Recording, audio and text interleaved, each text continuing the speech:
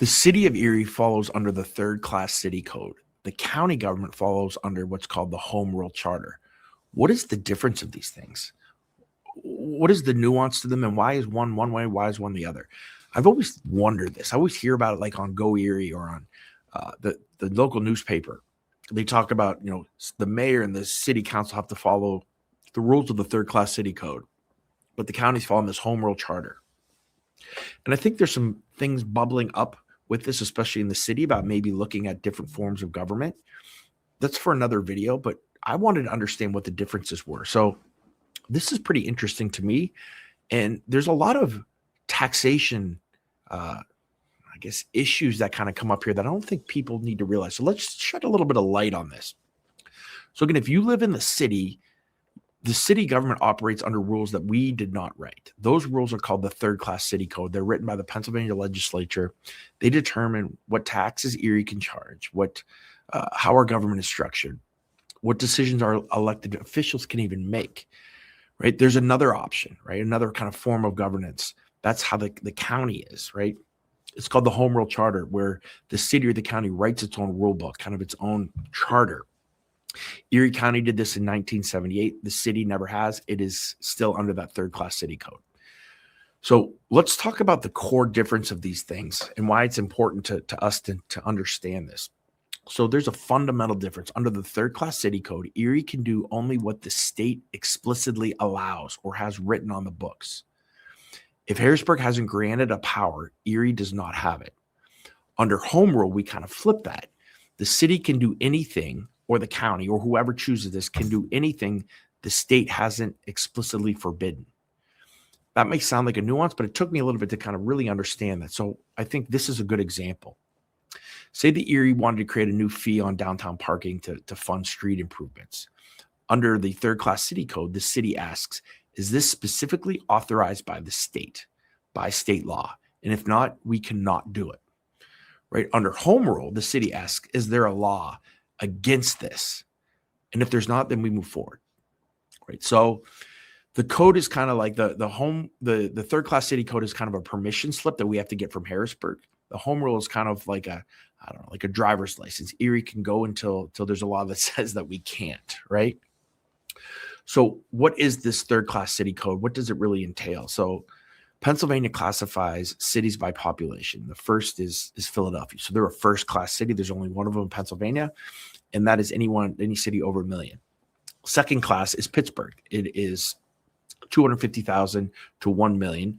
There's only one of them. Pittsburgh is the only second class city. And then there's 56 other kind of medium-sized cities that were all third class. So it's not just like Erie, third class city, right? All of us, all 56. So Erie, Scranton, Allentown, Bethlehem, Reading.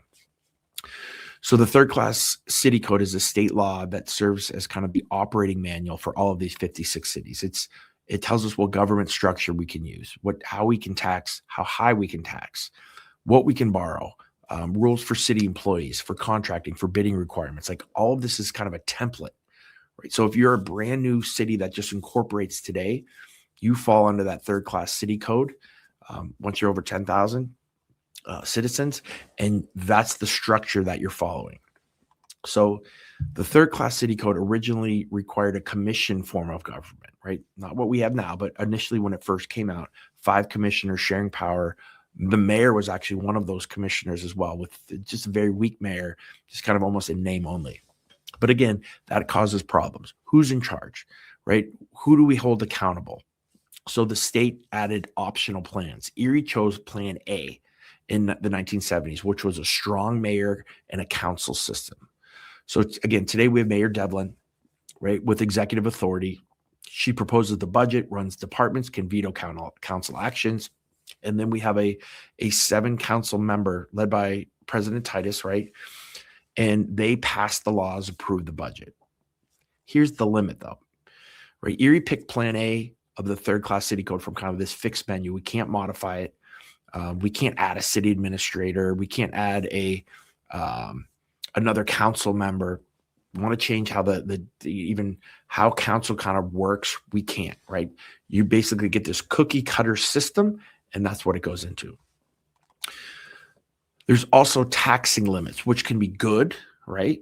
or bad, depending on if you're a distressed city or if you want to hold your council members accountable to how high they can go with taxing.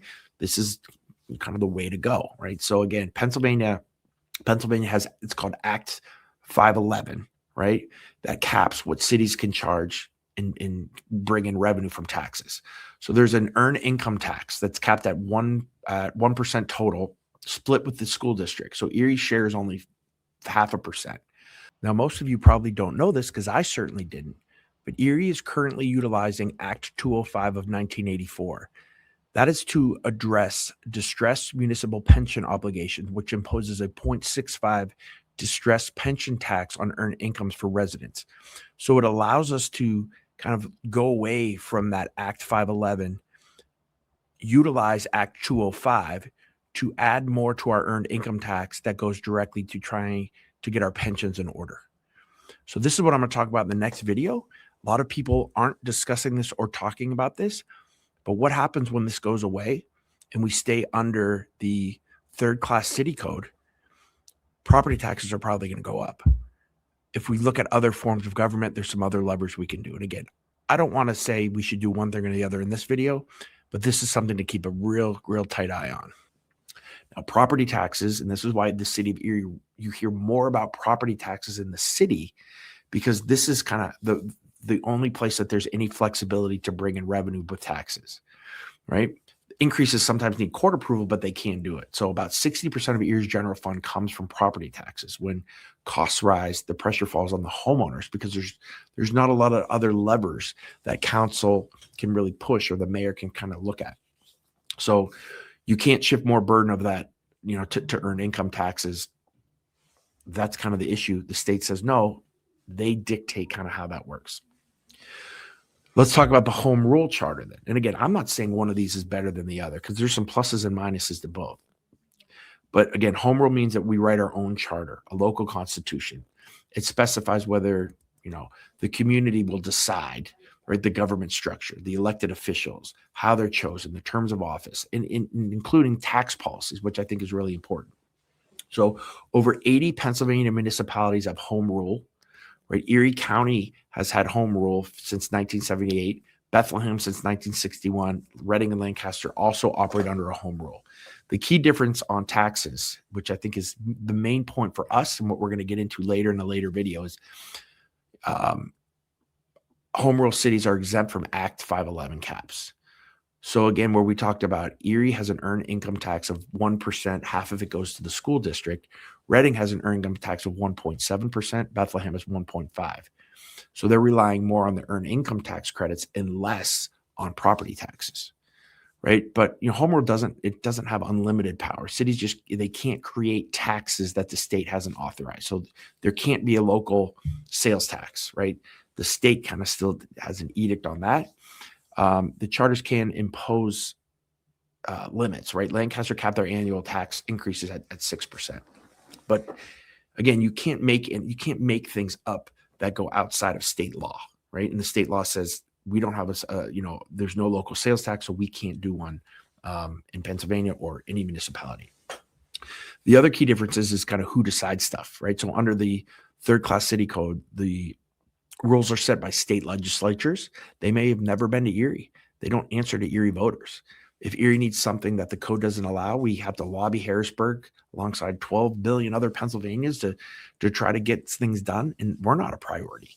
Under home rule, the rules are set by Erie voters and officials who elect those Erie voters. So Erie County, again, has operated this way for a really long time. They make decisions about our county government without having to ask permission. Let's talk about the third-class city code advantages. Like, what is good about that, right? Number one is stability, right? So they've been tested across 56 cities. There's no issues here, right? Everything is legal. It's all good. There's legal clarity, right? There's protection from overreach. These caps, basically say, hey, you can't overtax the people. If you're skeptical of city council, the code kind of keeps them constrained, right? It's very, targeted and very rigid. And it's the much lower cost, right? There's no expensive studies. You don't have to draft a charter. You're not getting lawyers involved. So there's there. The core disadvantage is, Erie follows the same rules, maybe a tiny city that doesn't fit our needs, right? A 10,000 small city, 10,000 population city, isn't where we are. We can't adjust our tax mix. That's the biggest kind of thing that, again, we'll talk about later. We're locked into kind of heavy property tax reliance based on the third class city code. We have to wait on Harrisburg, right? If you need some flexibility, you have to get behind Pittsburgh, you have to get behind Philadelphia. We're never a priority there. And again, we can't pick our own structure. Home rule. What are the advantages to that, right? Again, I think these are kind of obvious. The decisions are made by local people. We can adjust the tax rate. So property tax reliance can go down if we want earned income tax to go up, right? We can design a structure that fits us, not Harrisburg. And, we can still kind of put caps and we can do things to our own community. Again, there's disadvantages here too. It's easier to raise taxes. If you get somebody in there that is a real spender, right? We don't have state caps. So future councils have more flexibility and that can worry some people, right? It depends on who writes this. We could have a bad charter, right? That's a huge undertaking, right? There's transition costs as well. And again, it's less predictable. Depending on how it gets written, how well it gets written, there could be loopholes. There could be things in here that we don't think about. And again, that third class city rule it's tied, true, tested, rigid. This one's more flexible, but there could be more kind of leeway. So there's a trade-off, right? The third class city code offers state imposed limits, stability, extra accountability. Home rule offers kind of local control, flexibility, and community chosen things like term limits or anything that we want to do there. Neither is better or worse. Do you trust in Harrisburg more, or do you trust council in a city hall? That depends on what you think. If you trust local officials and voters, home rule makes sense, right? If you value stability, then we go the third class city code. If you value flexibility, right, then it's the home rule charter. So I hope that kind of explains what both of those were. I think it makes total sense now when I read, that falls outside of the home rule charter, that falls outside of the third class city code. The city of Erie, I think it's kind of cool that we've been able to see both of them operate. And I think you're seeing the rigidity of the third class city code. It may come to bite us here in the near future. We're going to talk more about that in the next video, which I think will be really interesting. But again, before we can have that discussion, I think we need to understand, and hopefully now you understand kind of the trade-offs of both.